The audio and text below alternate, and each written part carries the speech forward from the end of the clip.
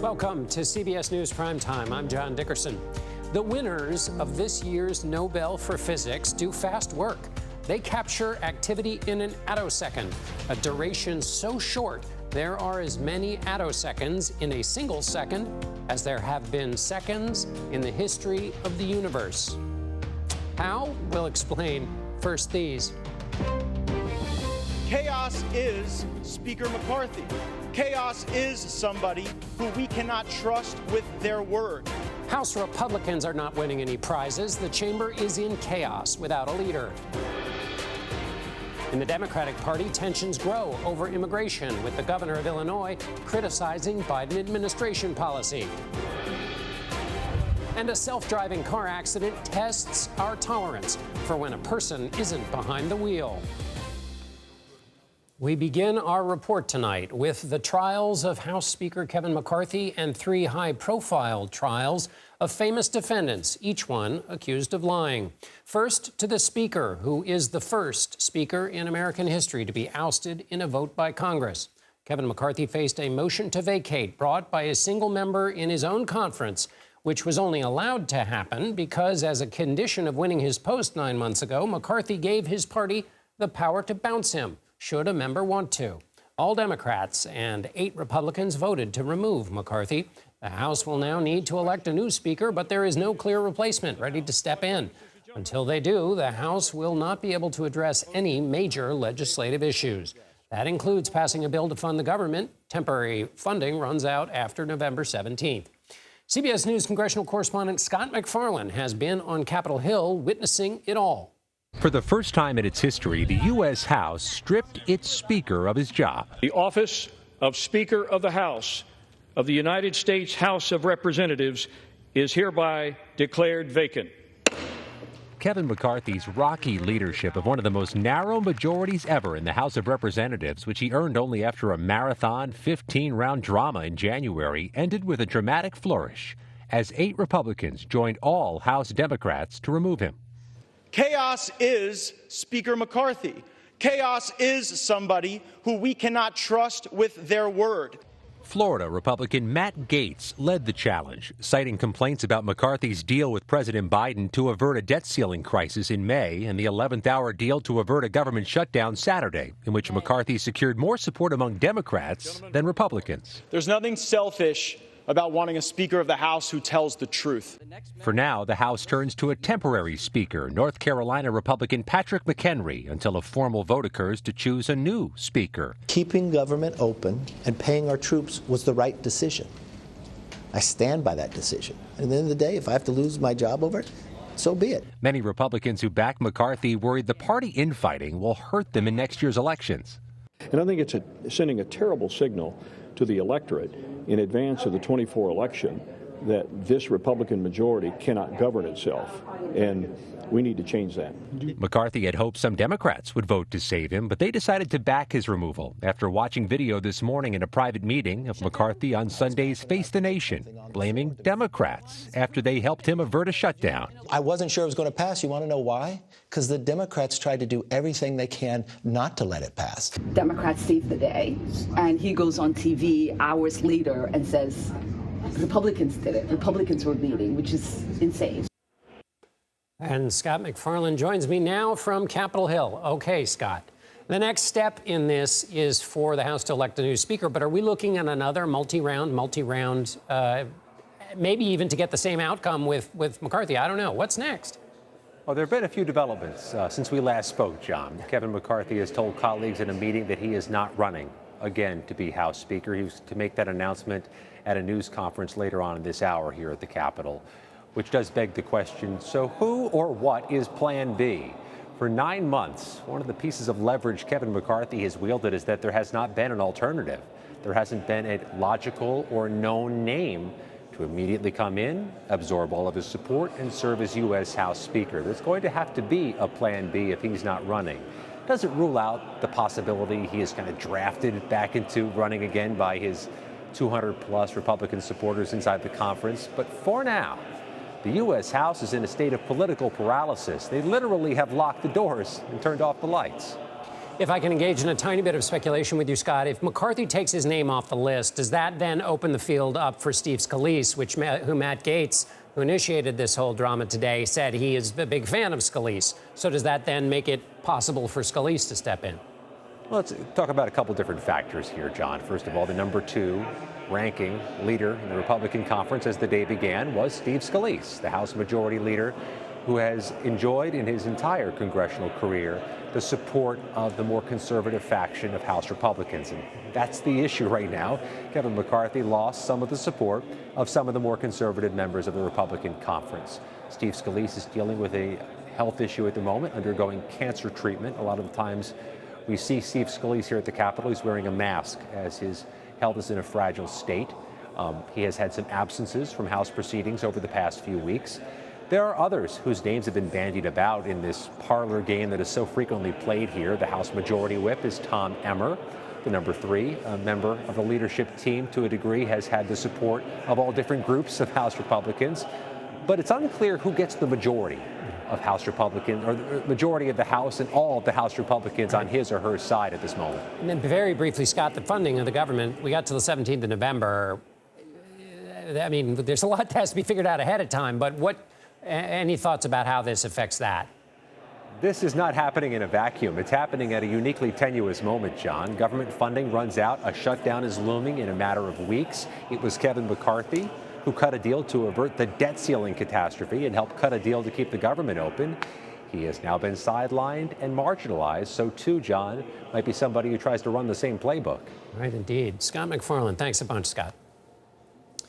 President's son, Hunter Biden, has pleaded not guilty to federal firearms charges. He's facing 3 counts related to his purchase of a handgun in 2018. Prosecutors say he lied about his drug use on a federal form when he bought the gun.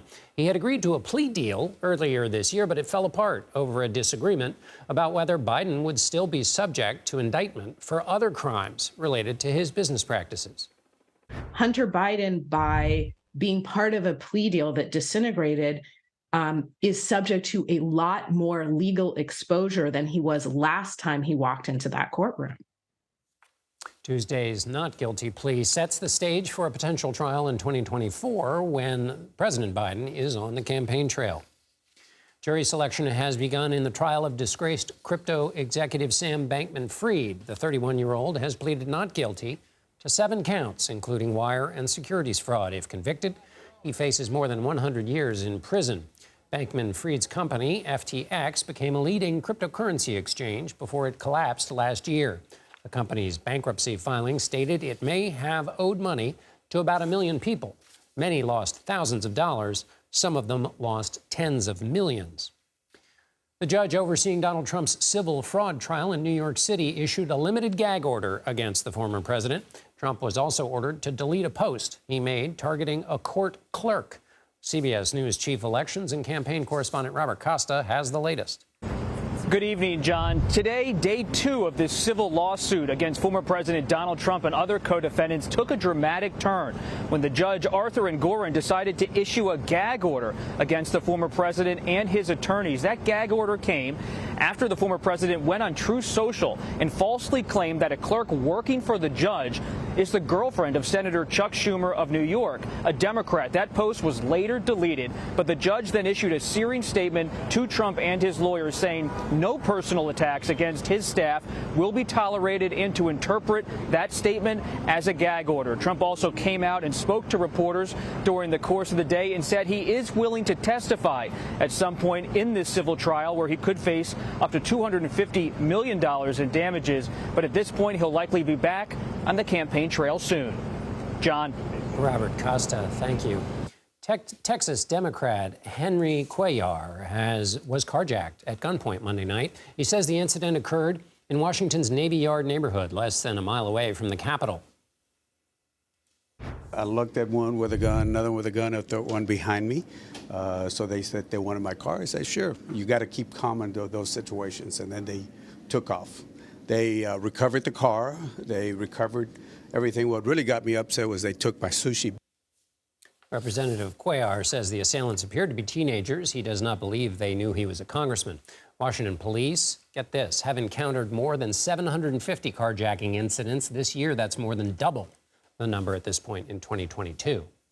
LaFonza Butler was sworn in by Vice President Kamala Harris as California's newest senator in Washington, D.C. on Tuesday. Butler, a former aide to Harris, will finish the term of late Senator Dianne Feinstein, who died last week. California Governor Gavin Newsom chose Butler to be Feinstein's replacement on Sunday.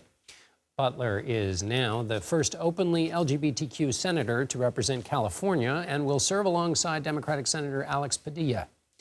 The man accused of abducting a 9-year-old girl in upstate New York was charged with kidnapping in the first degree on Tuesday. Police say Craig Nelson Ross Jr. took Charlotte Senna during a campaign trip over the weekend. CBS's Jerika Duncan has more on how investigators cracked the case and returned Charlotte to her family. Tonight, investigators in hazmat suits are gathering evidence from a mobile home and camper in Milton, New York, where 9-year-old Charlotte Senna was found hidden in a cabinet Monday. Police say they got a lead when the suspect left behind a ransom note and his DNA. He literally drove up to the family's mailbox, 4:20 in the morning, and inserts the ransom note, leaving a critical piece of evidence behind, his own fingerprint. New York Governor Kathy Hochul says a break in the case came at 2:30 Monday afternoon when the fingerprint was matched in the state's database to 46-year-old Craig Nelson Ross Jr. from a DWI arrest in 1999. Within hours, a SWAT team in full tactical gear with guns drawn swarmed Ross's mother's home, forcefully entering a camper on her property where Ross was living. Neighbors CBS News spoke with, who declined to go on camera, described hearing a powerful boom and witnessing a chaotic scene.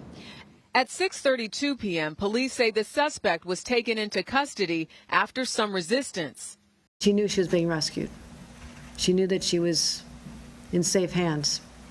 Around 400 law enforcement and volunteers searched for Charlotte for 2 days. In a statement to CBS News, the Senna family said, "We are thrilled that she is home, and we understand that the outcome is not what every family gets." Tonight, Ross is behind bars at this correctional facility behind me. He faces up to 15 years in prison for that first-degree kidnapping charge. John?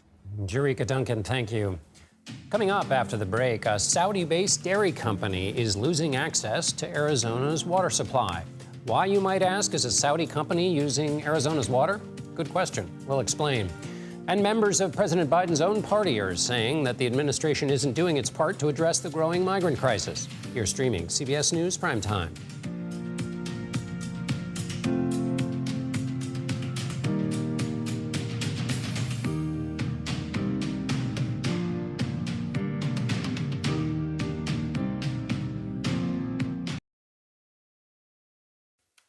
India has told Canada to remove 41 of its 62 diplomats in the country, exacerbating tensions between the two nations following the death of a Sikh separatist leader.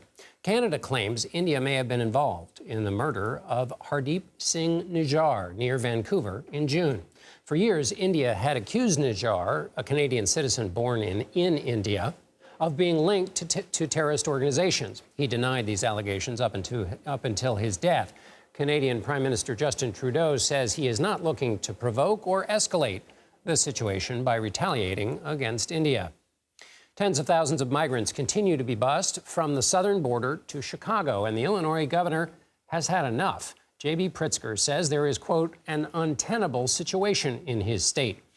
The Democrat sent a letter to President Biden outlining what the federal government should do to mitigate the growing migrant crisis, not just in Chicago, but also in other U.S. cities. Governor Pritzker says at least 15,000 asylum seekers have arrived in Chicago since August 2022. City data shows nearly 10,000 migrants are living in city shelters.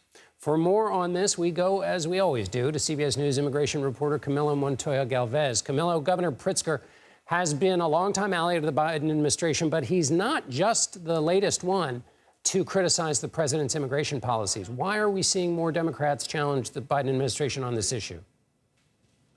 Well, John, the simple answer is that now this historic migration crisis along the U.S.-Mexico border is on full display in Democratic-led cities and states. That is the bottom line. before, we saw mainly Republicans in Congress and across the country blame the Biden administration for this spike in illegal border crossings over the past 2 years. But now, increasingly, we are seeing Democrats also criticize President Biden's border strategy, especially those Democrats in cities like New York and Chicago and Denver that have really struggled, as you know, John, to house tens of thousands of migrants in need of shelter and who typically don't have family members here to take them in. And for now, we are seeing Democrats like Eric Adams in New York say that President Biden has abandoned the city on this issue. The governor of that state has said that the U.S.-Mexico border currently is too open. And now we have the governor of Illinois saying that the Biden administration has in many ways created an untenable situation in Chicago and the state because of its inaction from his point of view on this issue. And what is bad news for this administration, John, is that these concerns from local Democrats are likely to intensify.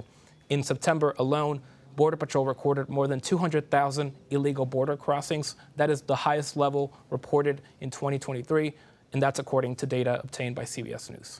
So, Camillo, the governor sent a list of demands. What's on that list? Demands from the White House.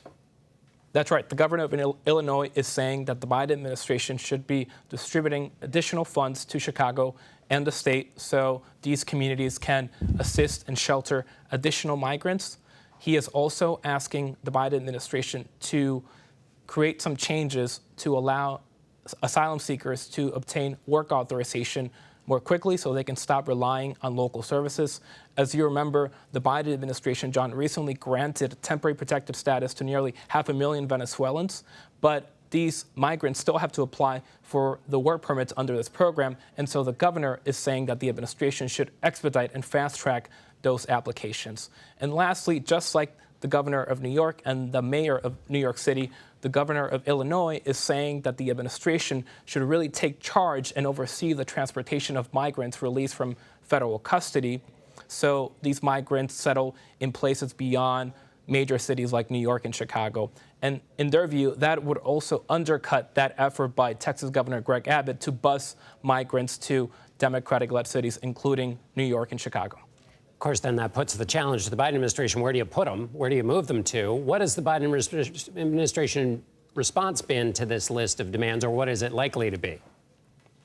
Well, the Biden administration, in a statement, has said that it has already dispatched close to $1 billion in additional funds to cities and states and groups sheltering migrants, those in the interior, but also along the U.S.-Mexico border.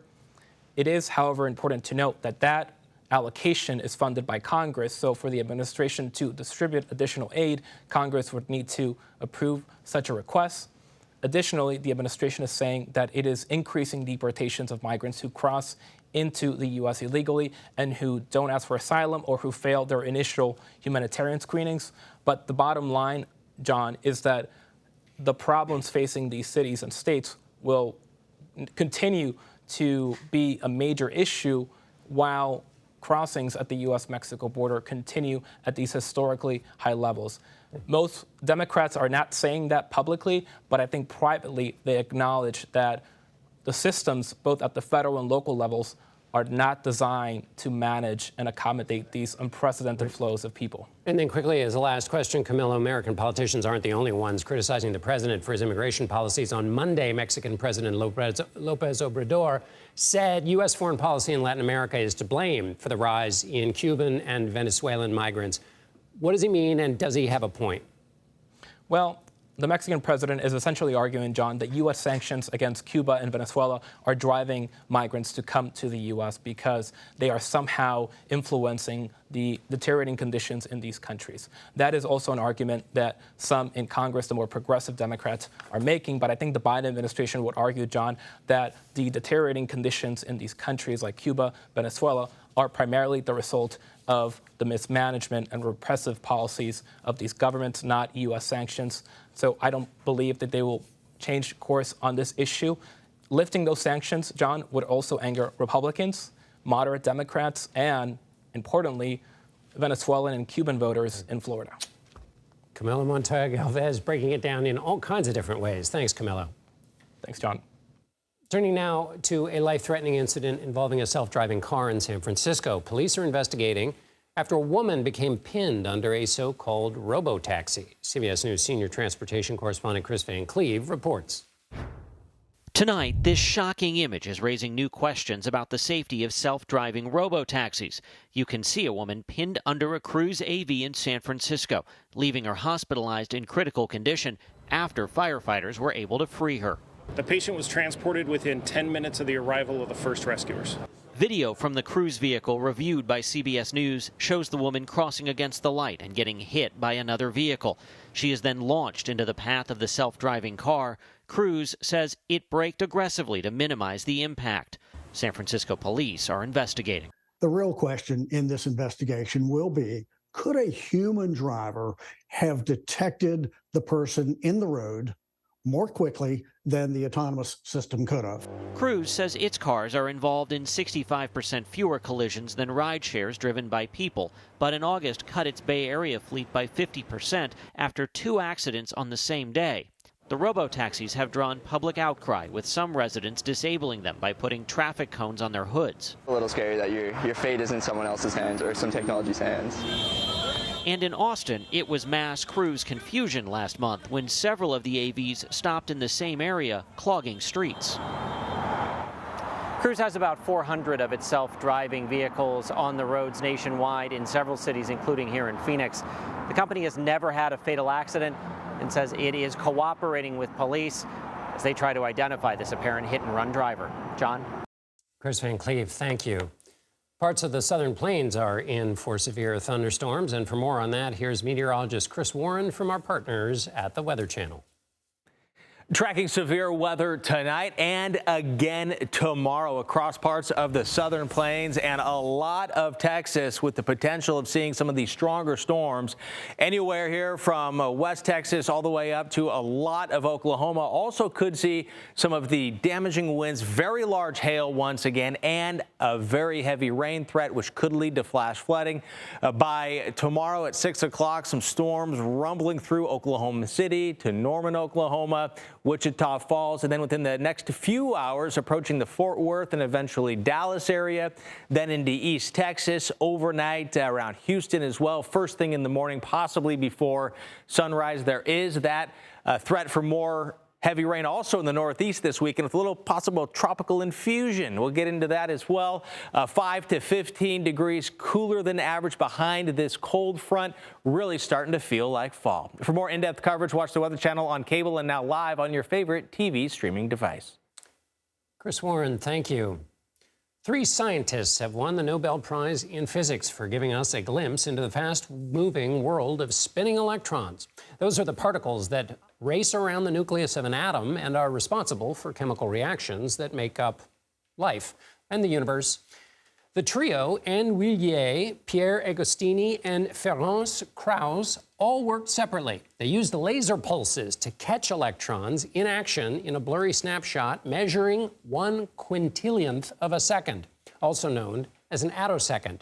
To give you an idea of the small timescale they were working in, there are as many attoseconds in a single second as there have been seconds in the entire history of the universe.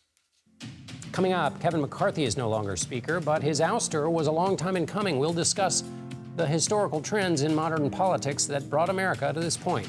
You're streaming CBS News Primetime.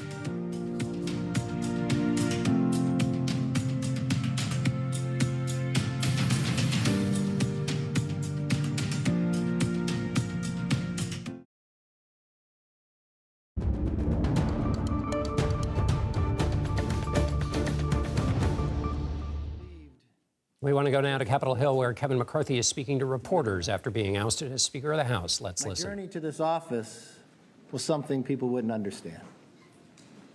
I grew up in a town of Bakersfield, California, the son of a firefighter, the grandson of immigrants. Parents worked hard, the youngest in my family. Didn't have great wealth, and got out of high school, I didn't have great grades. Couldn't get a scholarship, went to community college. Flipped cars to try to pay my way through it. Went to visit some buddies away in college for a weekend, stopped at the grocery store to cash a check, and I won the lottery. One of the first in California. was before Biden economics. It was only 5,000, but it went much further back then. Took my folks to dinner, put the majority of the rest of the money into the stock market, and did pretty well. The next semester, I took a break from school. I went to buy a franchise, but no one said they would sell me one because I was only 20 years old. But I learned then never to give up. So I opened my own business, selling sandwiches. 3 things I learned. First to work, last to leave, last to be paid. I wanted to finish my college degree. At that time, no one in my family had finished a 4-year degree.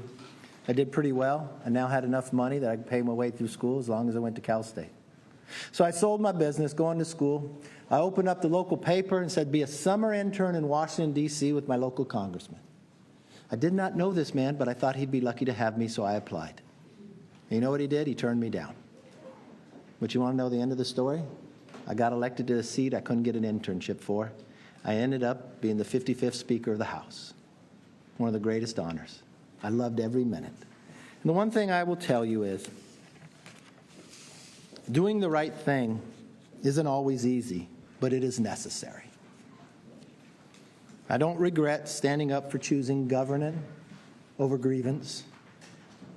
It is my responsibility. It is my job. I do not regret negotiating. Our government is designed to find compromise. I don't regret my efforts to build coalitions and find solutions. I was raised to solve problems, not create them. So I may have lost a vote today, but as I walk out of this chamber, I feel fortunate to have served the American people. I leave the speakership with a sense of pride, accomplishment, and yes, optimism. From the day I entered politics, my mission has always been to make tomorrow better than today. I fought for what I believe in, and I believe in this country of America. My goals have not changed. My ability to fight is just in a different form. You need 218. Unfortunately, 4% of our conference can join all the Democrats and dictate who can be the Republican Speaker in this House. I don't think that rule is good for the institution, but apparently I'm the only one. I believe I can continue to fight, maybe in a different manner. I will not run for Speaker again. I'll have the conference pick somebody else. I hope you realize that every day I did the job, regardless whether you underestimated me or not, I wanted to do it with a smile. I grew to enjoy you, even on your toughest days and your questions. I could always tell what day it was based upon your question. Monday, you would ask if I could pass the bill. Tuesday was whether the rule would pass. Wednesday was the greatest challenge ever to my speakership. And Thursday, when we passed the bill, you didn't think it was a very big deal. And it all started again on Friday. You know, I wouldn't change a thing. I do believe, I got a new portrait in there too of Teddy Roosevelt. You all know the man in the arena, one of my favorite parts of it, who errs, who comes up short again and again, but there is no effort without error and shortcoming, who spends himself in a worthy cause, who knows the triumph of high achievement, and if he fails, at least he fails while daring greatly. I always like to take a risk. Saturday, I took a risk for the American public. Regardless what anybody says, no one knew whether that would pass. The Democrats didn't want that bill. Yes, they pull a fire alarm. Yes, they do their conga line. Yes, they wanted to delay. But it was all for the American people. I could not look the troops in the eye and say I would not pay them. For those who spoke on the floor, I thank them for their positive talks. I don't know what those who voted against and said there was some deal, they were never a part of any deal. For those who said about what we accomplished, I'm proud of what we accomplished, from the Parents' Bill of Rights to our energy bill. But if they want to hold me liable because the Senate didn't take it up or the President didn't take it up, that's politics, for what I know. But the one thing I do know, this country is too great for small visions of those 8. To any child that are listening and who are coming to visit the Capitol, this is a place I want you to visit. I liked opening the Capitol back up again. I liked taking away the metal detectors. I liked committees being able to work. I liked people being able to visit. I hope you liked being able to be back in. I think it was important that members actually show up to work as well. You know, to paraphrase Lou Gehrig, he said, "I might have been given a bad break, but I truly still consider myself to be the luckiest man on the face of the earth." There's no other country that you could rise to be the 55th Speaker, not get an internship, and be able to fight for the American public. So it was my greatest honor to be able to do it. I love my conference well. I love to be able to ability. I've been a part of the leadership team for quite some time. We won 2 majorities. As leader, I'm proud of the fact we only gained races. Only gained seats. I'm proud of the fact, as a Republican leader, we elected more women. We elected more minorities. We expanded the base. I'm proud of the fact that for the 5 years I was leader, 2 election cycles, we gained 5 more seats in California, 5 more in New York. We won in places no one thought we could win. The same thing, you would underestimate me. You always said we'd lose each time around. We kept gaining. I intend to make sure that we gain and keep the majority in the next cycle as well. With that, I look forward to your positive questions. Yes. Oh, I'll look at that. You still obviously command a lot of loyalty within the conference. We've heard you say approximately 10,000 times that you never give up. So I'm wondering, why not? Why did you make the decision not to put your name forward again and try to grind it out like you did when you won the job in the first place? You know, you need 218 for the rule, 218 to move forward. And I'll never give up on the American people. That doesn't mean I have to be Speaker to do what I have to do for the American people. There's a lot of things I could do for the American people. But you know what's interesting? Everybody's sitting there. In today's world, if you're sitting in Congress and you took a gamble to make sure government was still open, and 8 people can throw you out as Speaker, and the Democrats who said they wanted to keep government open, I think you've got a real divide. I think you've got a real institutional problem. Interesting, it was in this room after we had won the majority, I hadn't become Speaker last, and Nancy Pelosi came to me. She was Speaker at the time on the way out. And I told her I was having issues with getting enough votes. And she said, "What's the problem?" I said, "They want this one person can rule you out." She was the only Speaker to have changed that rule. I had the power to call the vote on her, but I never would. I lost some votes because of it. And she said, "Just give it to him. I'll always back you up." I made the same offer to Boehner and same thing to Paul, because I believe in the institution. I think today was a political decision by the Democrats. And I think the things they have done in the past hurt the institution. When they just started removing people from committee, and they just started doing the other things. And my fear is the institution fell today. Because you can't do the job if 8 people, you have 94% or 96% of your entire conference, but 8 people can partner with the whole other side. How do you govern? And for them to make a motion on me because I made a decision for the country that they agreed with, but they choose to do the other, that becomes a problem. Yes, sir. So, one, are you planning on endorsing a successor to you? I might. That was Republican Congressman Kevin McCarthy addressing reporters for the first time after the House voted to remove him as Speaker. All House Democrats and 8 members of McCarthy's own party voted to oust him from his post. He's not planning, he announced, to run for Speaker again. CBS News congressional correspondent Nicole Killian joins me now. So, Nicole, first on Speaker McCarthy, is it a surprise that he's not going to run again? Do we have any sense of when he made this decision? Well, I would say yes and no. I mean, as you heard a reporter ask him, he is known for saying that he never gives up. But in this instance, it appears he is on another speaker run. But as you heard him explain there, some of this does come down to math. He said you need 218 for the rule, 218 for the vote. And so clearly he's making a calculation that he might not have that support, particularly after what transpired today. You did hear him go on to say that he doesn't give up on the American people, but at the end of the day, this is a game of political math, and clearly the math did not work in his favor today, and unclear that it would work going forward if he put his name in the hat again.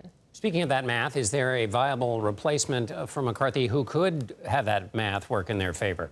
Well, right now, the acting speaker is Congressman Patrick McHenry, who is a close ally of the former speaker, worked with him pretty tirelessly on that debt limit deal back in the spring. But what we are hearing right now is that, members may take some time here and potentially come back next week to try to begin the process again of trying to find a new speaker, which means they'll have to have candidate forums and people will have to be nominated or put their names forth for this position. There has been talk about some of the former speaker's top deputies, anyone ranging from Steve Scalise, the majority leader, Whip Tom Emmer, who has worked very closely with members. But again, all of that is just speculation right now, and talking to a lot of members too ahead of this vote, I don't know that they have a clear person that they would like to see in this job, which may explain why they may take a few days to try to find some clarity around this. All right, Nicole Killian, thanks so much.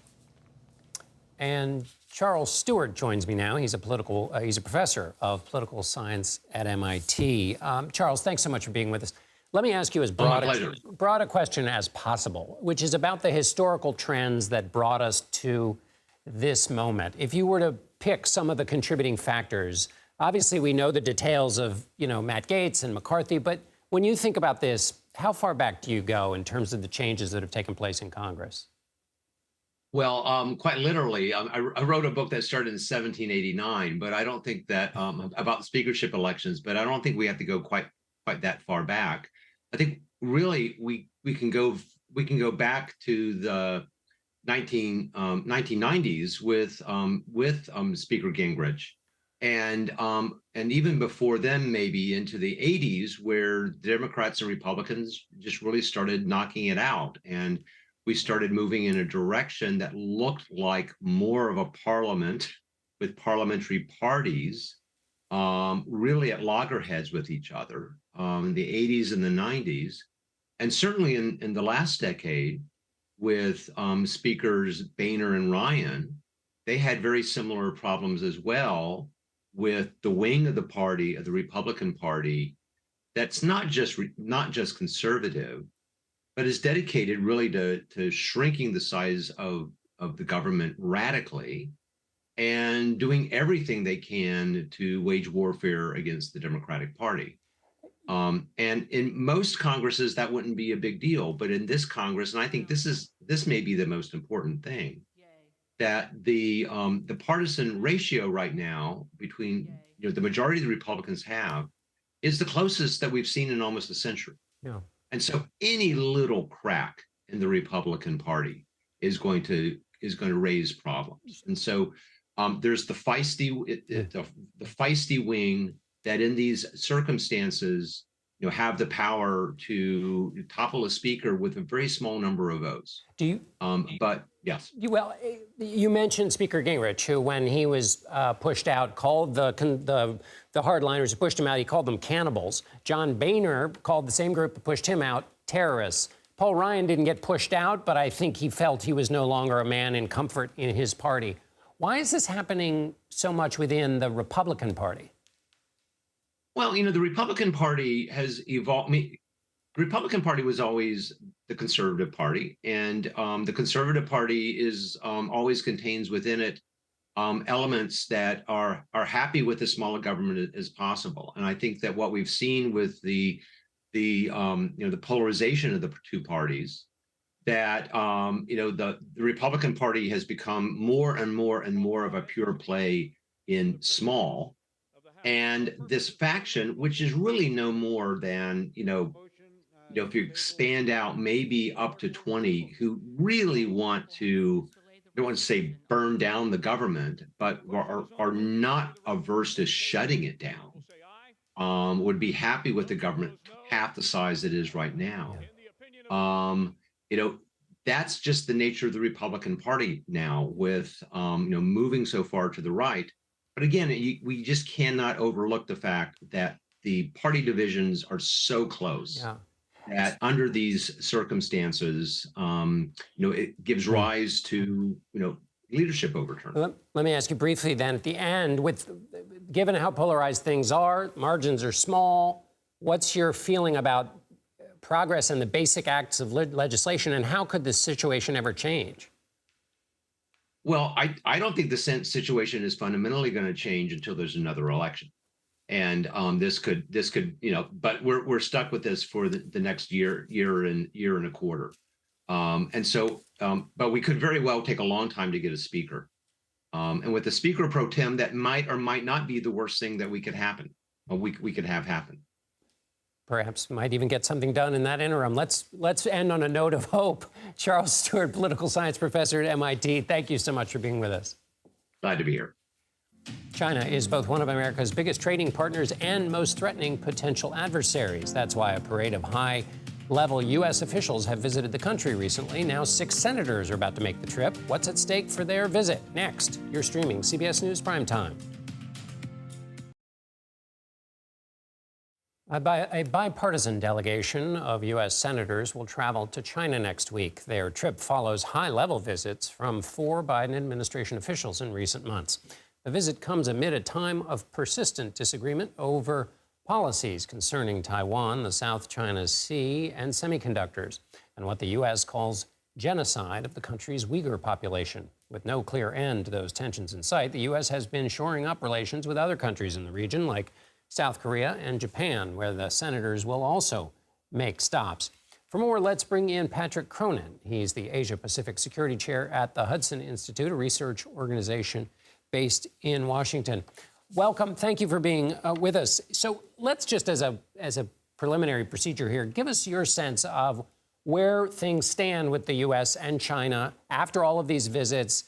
What's the state of the relationship in basic form? Well, we're at a critical period. In the next couple of weeks, Xi Jinping is going to decide whether he wants to come to Washington and whether President Biden wants him to come to Washington for the first face-to-face summit meeting in Washington between Biden and Xi. They met last year in Bali, Indonesia, on the margins of a big multilateral forum.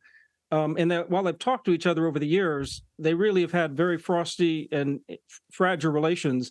Those relations were blown off course, obviously, with a spy balloon earlier this year. Those senior level meetings have put it back on track to some extent. Wang Yi, their top diplomat, is coming to Washington here this month to see whether they have a deal and can be assured of a success for Xi and Biden. And Patrick, what's your feeling about, there's always a debate about how tough politicians are rhetorically with China, how much China, a country that values face and being approached with a certain amount of respect, how much engagement is necessary.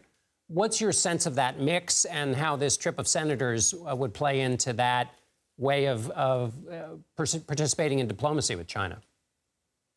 Well, so much of the competition with China has now been institutionalized in congressional legislation. Think of export controls or think of sanctions for human rights issues. So it's critically important for Majority Leader Schumer and a Republican, Senator Crapo and the others on this delegation to assure the Chinese that while they're going to be tough on China, they're going to be fair, and that Xi Jinping can walk away from a summit in Washington knowing that the relationship is in a better position even while the competition is still fierce. One of the things that the senators want to talk about is the fentanyl crisis. And what's your sense of how that gets addressed and China's role in contributing to that problem? Well, the Trump administration was cooperating with China back in 2019 when Chinese agreed to say this was a controlled substance, but we haven't got the opioid epidemic in check yet. 90% of the fentanyl coming into the United States is sourced from China. There have been indictments being handed down on many occasions in the last few months because of Chinese entities and individuals dealing online with precursors of fentanyl. So we have to have some kind of a drop in the death rate of overdoses in America for that trust to go up. That's going to take much longer than preparations for this summit. So hopefully they can at least turn the corner on this crisis. And now, finally, the economic climate. Things are a little bumpy in the Chinese economy. Does that provide an opportunity or an area of sensitivity for either the Biden administration or these senators in terms of trying to sort of stabilize that relationship with China on the economic front? It is the biggest incentive. We're still doing $750 billion in goods and services every year trading between China and the United States. That's a big incentive, even if there's a big deficit for the U.S. Xi Jinping needs to get out of the economic stagnation that he is now in. And while there are increasing questions whether his political repression approach is the right way to get economic growth, maybe they can agree on something to allow for more stability in two-way trade. Patrick Cronin, Asia Pacific Security Chair at the Hudson Institute. Thanks so much for being with us. Thank you. Up next, it's 60 Minutes for all of us here at CBS News Prime Time. That's our report. I'm John Dickerson. Thank you for spending the hour with us.